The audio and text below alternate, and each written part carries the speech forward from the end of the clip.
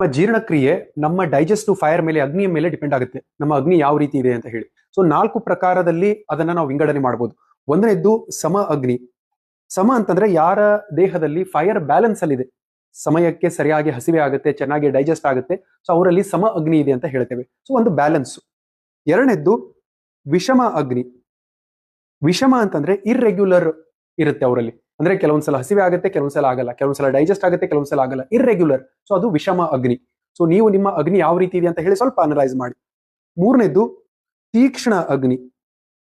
ತೀಕ್ಷ್ಣ ಅಂತಂದ್ರೆ ಅಗ್ನಿ ಜಾಸ್ತಿ ಇದೆ, ಸಿಕ್ಕಾಪಟ್ಟೆ ಹಸಿವೆ ಆಗುತ್ತೆ, ಗ್ಯಾಸ್ಟ್ರಿಕ್ ಸಮಸ್ಯೆ ಆಗುತ್ತೆ, ಸೊ ಅವರಿಗೆ ಫೀಲ್ ಆಗ್ತಾ ಇರುತ್ತೆ ದೇಹದಲ್ಲಿ ಅಗ್ನಿ ಜಾಸ್ತಿ ಇದೆ ಅಂತ, ಅದು ತೀಕ್ಷ್ಣ ಅಗ್ನಿ. ಇನ್ನು ನಾಲ್ಕನೇದ್ದು ಮಂದ ಅಗ್ನಿ.